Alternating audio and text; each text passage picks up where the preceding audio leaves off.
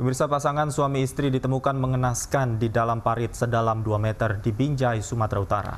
Diduga pasutri ini menjadi korban begal.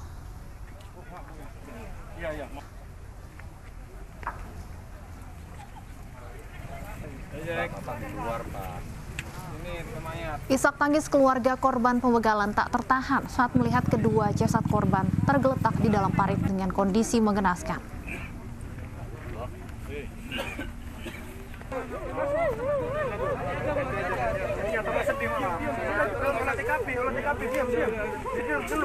Sepeda motor dan sejumlah uang yang dibawa korban untuk belanja keperluan warung tidak ditemukan di lokasi tewasnya korban.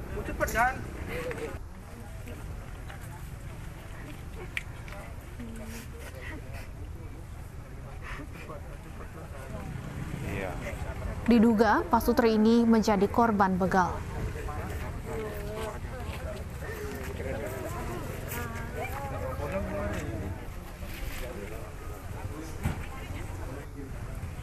Aparat dari Polres Binjai langsung mengamankan lokasi korban tewas dengan memasang garis polisi. Setelah melakukan olah TKP oleh tim forensik Polres Binjai, jasad korban dibawa ke Rumah Sakit Bayangkara, Kota Medan. Apa dicari, Bang? Karena nggak pulang-pulang ya. Nggak pulang. Biasa jam 6 udah di rumah. Jadi Abang yang menemu ini, yang lihat pertama? Bapak saya. Bapaknya? Oh. Biasanya jam berapa dia pulang ke rumah? Jam 6 udah di rumah ya. Biasanya jam 6 udah pulang, udah sampai. Oh. Abang ikut mencari juga, Bang, ya? Ikut. Cuman nggak di sini tadi nyarinya ke pajak. Kita ke informasi lain, pemirsa, seorang camat dipukul saat penertiban pedagang di Kabupaten Deli Serdang, Sumatera Utara. Pelaku pemukulan dan beberapa orang yang dianggap provokator diperiksa polisi.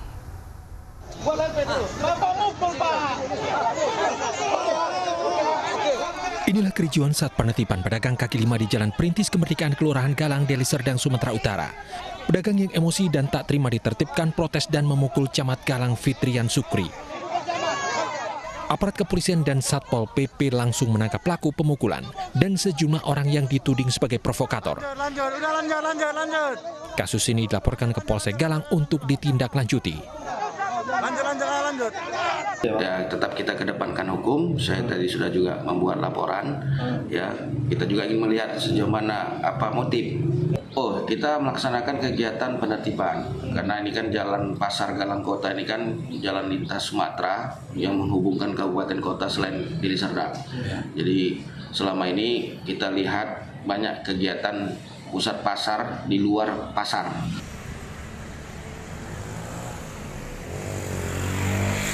Penertiban Pasar Galang oleh petugas gabungan dilakukan karena banyaknya pedagang di sekitar pintu masuk pasar, sehingga mengganggu aktivitas keluar masuk Pasar Galang. Dari Deli Serdang, Sumatera Utara, Amiruddin, iNews melaporkan. Pemirsa, banjir setinggi hingga 2 meter merendam perumahan warga di Kabupaten Tangerang, Banten. Khawatir air semakin tinggi, warga mengungsi ke musola.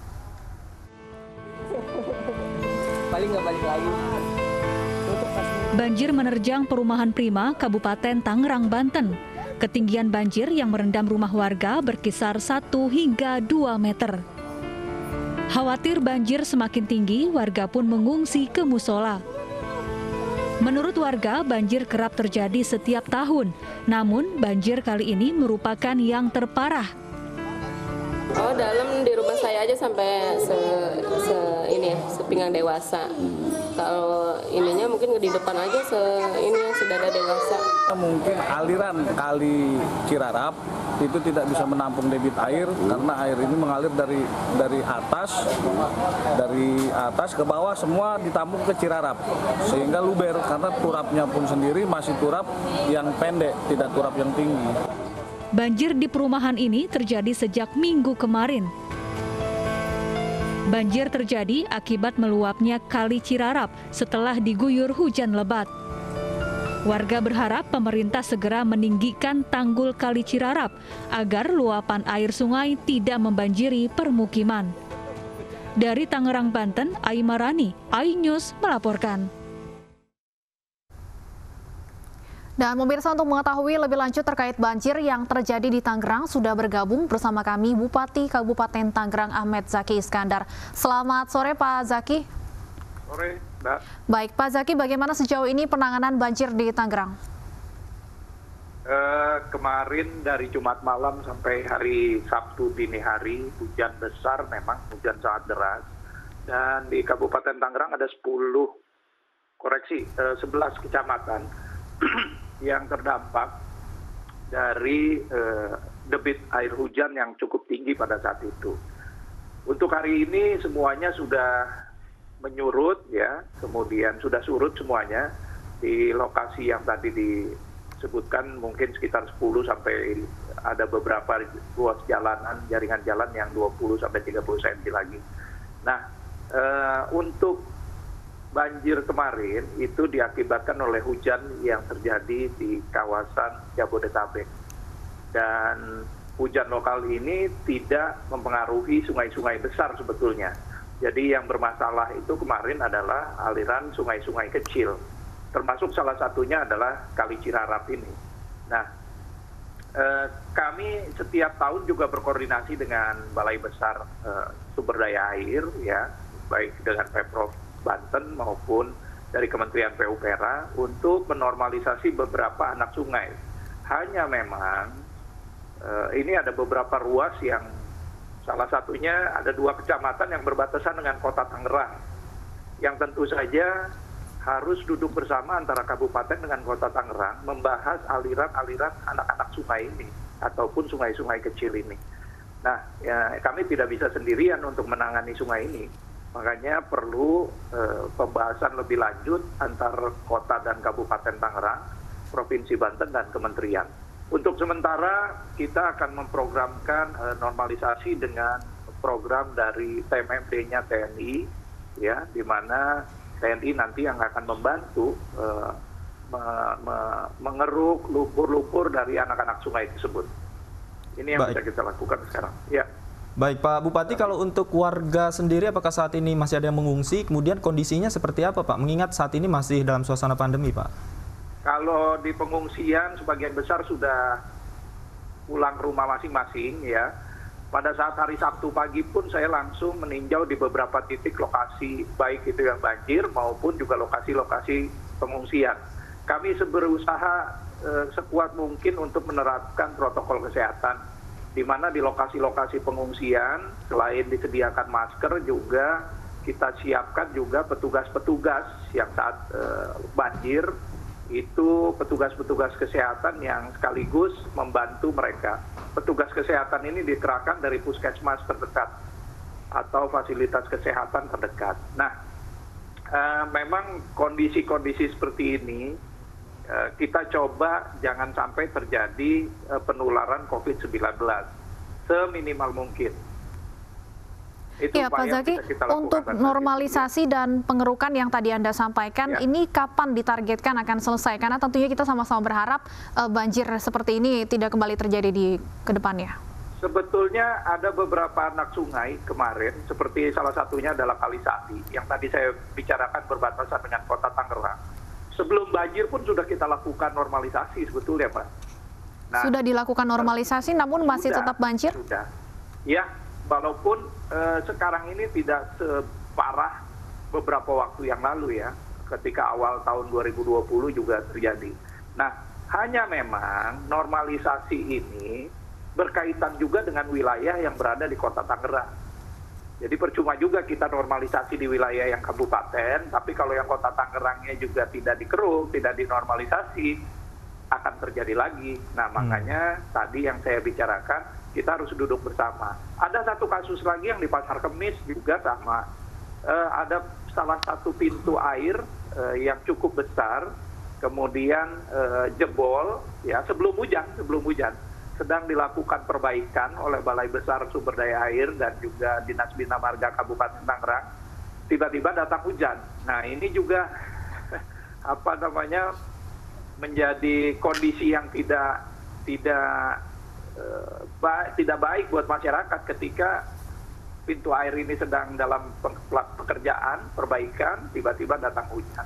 Nah, kasus-kasus seperti ini yang memang tidak bisa kita lakukan sendiri, tapi juga harus ada pihak-pihak yang memang memiliki kewajiban dan tanggung jawab terhadap situ maupun sungai-sungai tersebut. Ya, artinya harus bersinergi Pak ya. Kemudian apa antisipasi yang dilakukan Pak khususnya terkait curah hujan yang tinggi yang diprediksi masih akan terjadi beberapa hari ke depan Pak? Baik, untuk sekarang tahap yang kita bisa lakukan adalah pertama membersihkan aliran-aliran sungai tersebut dari sampah. Ya, karena sampah-sampah ini juga ketika mereka menutupi jalur-jalur air, ini juga akan berpotensi menimbulkan kebanjiran. Kami bekerja sama dengan TNI dan juga bekerja sama dengan elemen-elemen masyarakat. Sekarang ini sedang melakukan pembersihan di beberapa titik-titik lokasi anak-anak sungai dan juga lokasi yang rawan banjir. Kemudian untuk perbaikan pintu air sedang dilaksanakan dan saya berharap ini juga bisa selesai sebelum nanti hujan yang lain turun juga. Baik, terima kasih Pak Ahmad Zaki Iskandar, Bupati Kabupaten Tangerang sudah bergabung bersama kami di iNews Sore. Ya pemirsa, bukan hanya di Tangerang, banjir yang merendam sejumlah wilayah di Karawang, Jawa Barat berangsur surut. Akses jalan yang menghubungkan Bekasi Karawang juga sudah bisa dilalui oleh kendaraan.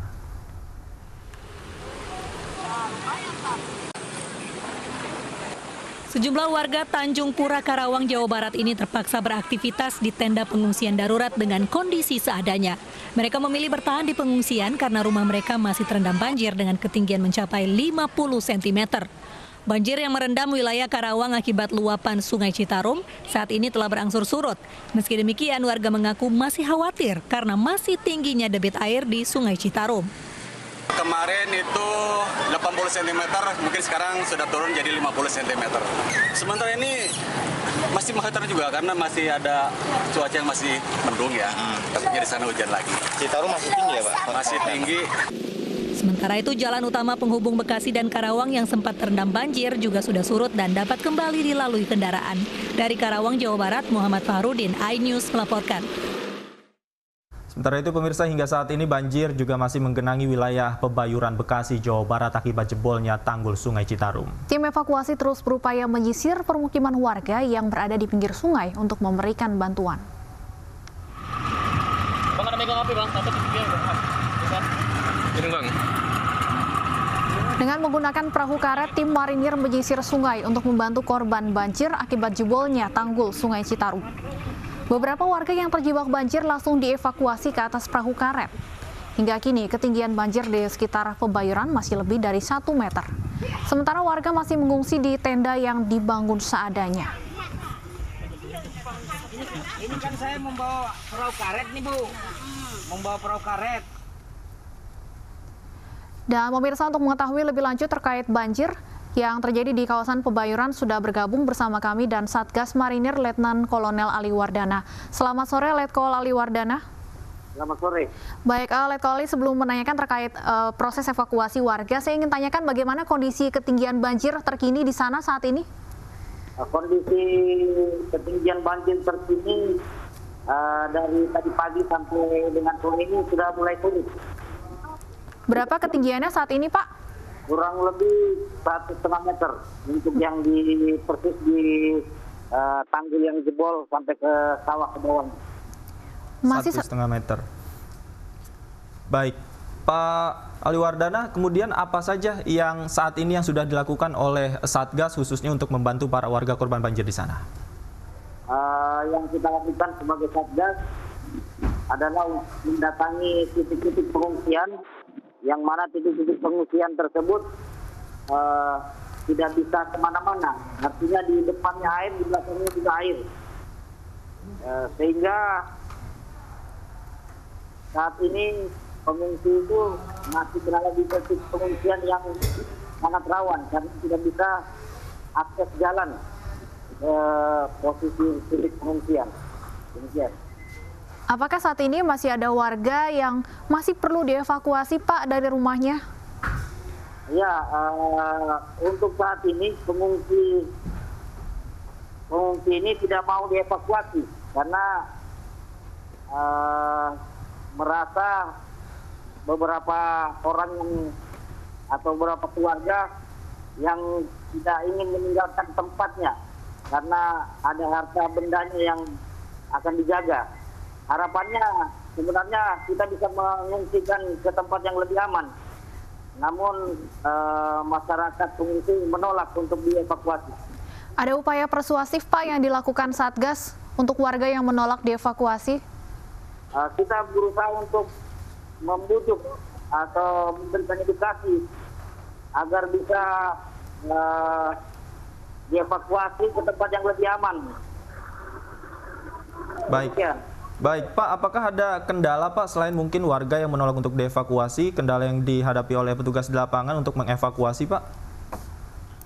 Kendala kami ini sebenarnya tidak ada. Kami sudah siapkan perahu karet kurang lebih 24 buah untuk mengevakuasi, namun masyarakat sendiri yang menolak. Artinya sampai sore hari ini pun upaya evakuasi masih terus berjalan ya, Pak? Masih terus kita upayakan. Kami datangi terus berulang-ulang. Yang diperhatikan apabila ada yang sakit, yang butuhkan emergensi, kita bisa langsung evakuasi. Untuk warga yang menolak dievakuasi, apakah kemudian ada bantuan yang disalurkan? Untuk saat ini belum ada sebagian kecil yang diberikan bantuan, namun ada beberapa titik yang belum diberikan bantuan, yang memang sangat dibutuhkan oleh mereka, seperti makanan, minuman, dan obat-obatan. Baik, Pak, ini curah hujan tinggi masih diprediksikan beberapa hari ke depan terjadi, Pak. Apa langkah antisipasi yang dilakukan Satgas mungkin di sana untuk mengantisipasi hal itu? Untuk mengantisipasi ini, Satgas terus berupaya agar pengungsi yang saat ini terjebak itu bisa dievakuasi ke tempat yang lebih aman. Terus-menerus kita laksanakan. Kemudian untuk warga di pengungsian, Pak Ali, apakah ada bantuan yang saat ini dibutuhkan oleh para pengungsi? Ya, mereka sangat membutuhkan. Mereka sangat membutuhkan makanan, juga minuman dan obat-obatan. Mereka sangat membutuhkan. Ada anak-anak dan bayi juga, Pak, di pengungsian? Ya, cukup banyak anak-anak yang di tempat pengungsian. Dan bayi ada beberapa. Dan juga banyak orang-orang tua yang sakit dan tidak bisa jalan. Kalau untuk pengungsi khususnya lansia dan bayi ini, Pak, bagaimana, Pak, kondisi kesehatannya, Pak? Kondisi kesehatannya cukup memprihatinkan. Saya ada beberapa lansia tadi yang saya butuh untuk bisa ikut dievakuasi. Namun keluarganya juga melarang. Tapi ada beberapa saja yang tadi kita bisa evakuasi. Tapi yang masih banyak di sana yang menolak untuk berpisah dari keluarganya yang lain. Iya. Pak Ali, apakah sudah ada koordinasi dengan pihak terkait untuk memberikan layanan kesehatan kepada warga di pengungsian? Ya, saya rasa dari tim kesehatan juga berupaya untuk mendatangi tempat-tempat yang memerlukan bantuan kesehatan. Ada upaya. Baik, terima kasih Letkol Ali Wardana, Komandan Satgas Penanggulangan Banjir. Kita harapkan bersama banjir di sana segera surut. Terima kasih, Pak. Selamat sore. Pemirsa, banjir yang melanda sejumlah daerah berdampak pada terganggunya perjalanan kereta api jarak jauh lintas Jawa. Akibat rel perlintasan kereta di sejumlah lokasi terendam, PT KAI Daop 1 membatalkan sejumlah perjalanan kereta jarak jauh dan lokal. Sejumlah jalur perlintasan kereta di Kabupaten Bekasi, Jawa Barat terendam banjir. Akibat banjir, rel kereta di Desa Kosambi, Cikarang Timur longsor hingga lebih dari 20 meter. Sejumlah petugas dari PT KAI terus melakukan perbaikan dengan membuat tanggul di tepian rel kereta api.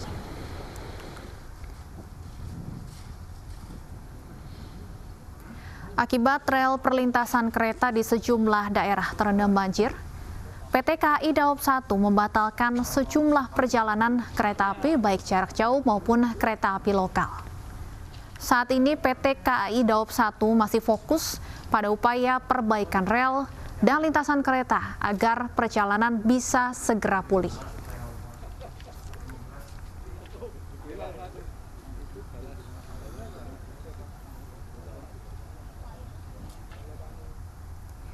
Kita beralih ke Tangerang, pemirsa, pasca direndam banjir saat ini permukiman di kawasan Ciledug tetap siaga.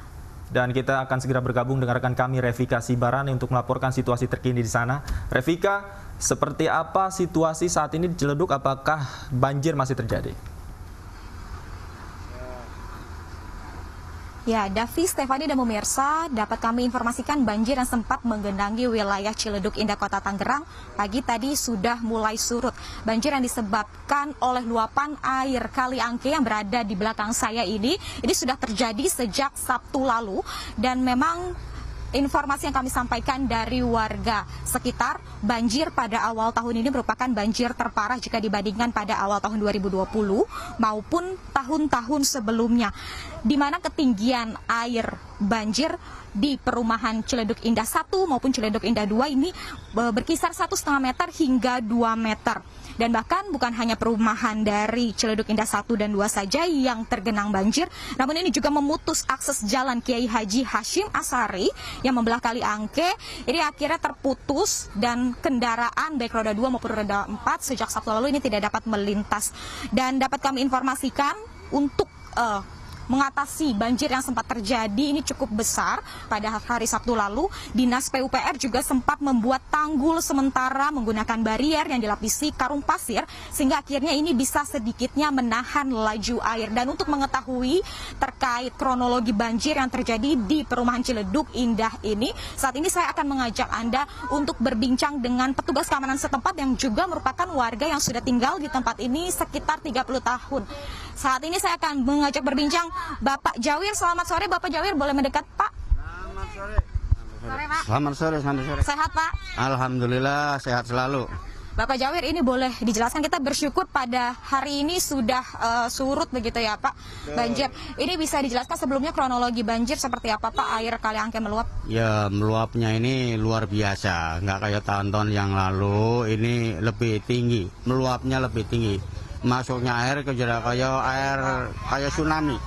Biasanya kalau lewat jalan raya itu kan pelan, ini langsung bluap karena saking tingginya air. Oke. Bapak, ini kita bisa lihat di belakang kita ini ada perumahan Ciledug Indah 1 ya Pak ya? Iya betul. Ini daerah mana saja, berapa rumah warga yang terendam banjir? Ini Bapak boleh menjelaskan, kita sambil jalan ke arah sana Pak. Ya rumah ini sebenarnya ini 15 RT. 15 RT, jadi ya kalau ngitung dari orang lain kan nggak begitu jelas. Jadi intinya itu satu RW itu 15 RT. 15 RT ini wilayah CI 1. Berapa RW yang Ciledug 1. Jadi kerendam semua ini. Berapa RW Pak? 15 RT. Jadi satu RW 15 RT. Oke. Dan benar Pak ketinggiannya hampir mencapai 2 meter begitu Pak? Oh, lebih. Ini dari 2,5 meter lebih karena waktu itu semalam kemarin waktu tambah banjir saya menjajakin, saya kelewatan, kepala saya ketutup. Oke. Ini kan kalau kita lihat jarak dari kali menuju perumahan atau pemukiman warga ini cukup dekat begitu ya Pak. Ini sekitar berapa meter dan maksudnya apakah cepat begitu Pak masuknya ke pemukiman? Ini sebelumnya ini kan air mau meluap, kita gebrak-gebrak dulu. Jadi sementara warga biar cepat mengungsi ke depan. Jadi ngungsinya itu belum ada pemantauan pengungsi karena kan dadakan. Jadi sementara jadi masing-masing. Oke. Berarti sempat mengungsi begitu warga ya Pak ya? Langsung. Jadi ya alhamdulillah tahun ini nggak ada korban. Kalau tahun yang lalu itu yang korban melebihi 6 orang. Yang meninggal 6 orang. Tuh, betul. Bapak, ini kalau kita bicara soal luapan air Kali Angke ya Pak, ini memang daerah langganan banjir begitu ya Pak. Bapak boleh jelaskan, Bapak sebagai warga yang sudah cukup lama di tempat ini, bagaimana Pak jika intensitas hujan tinggi, seperti apa Pak luapan air Kali Angke ini Pak? Kalau sini bukan sekali 2 kali, berulang-ulang. Berulang-ulang. Maka tadi yang seperti kita katakan, kalau nasional kan bawahnya, ini udah internasional. Udah berulang-ulang, bukan sekali 2 kali. Kadang-kadang pernah tahun yang lalu, sebulan hampir 4 kali banjir. Kemudian apakah sudah ada solusi begitu Pak dari pemerintah Kota Tangerang sendiri mengatasi banjir di tempat ini Pak? Ya sebenarnya kan ini juga alhamdulillah ya dari bantuan dari Tangerang Kota, ini ada pemancangan. Ya alhamdulillah jadi meluapnya air itu nggak begitu tinggi karena ini sebagian udah ada tahanan. Kalau belum ada ini ya mungkin udah kayak laut. Udah kayak laut. Terakhir Pak, harapan Bapak dari kejadian banjir ini. Harapan Bapak seperti apa Pak? Ya harapan kita kalau bisa sih dari pemerintahan Kota Tangerang kalau bisa ya wilayah sini kalau bisa dibagusin lagi. Jangan sampai air meluap selalu tinggi. Jadi kasihan warga kita. Terima kasih Bapak Jawir untuk informasinya, selamat bertugas kembali. Ya Stefani, Davi dan pemirsa, begitulah informasi dari pihak keamanan setempat dan kita semua berharap agar intensitas hujan yang mengguyur kawasan ini tidak terlalu tinggi seperti beberapa waktu terakhir sehingga akhirnya menghindari banjir besar yang terjadi sejak Sabtu lalu. Stefani dan Davi. Baik, terima kasih Revika Sibarani melaporkan langsung dari Ciledug. Selamat bertugas kembali.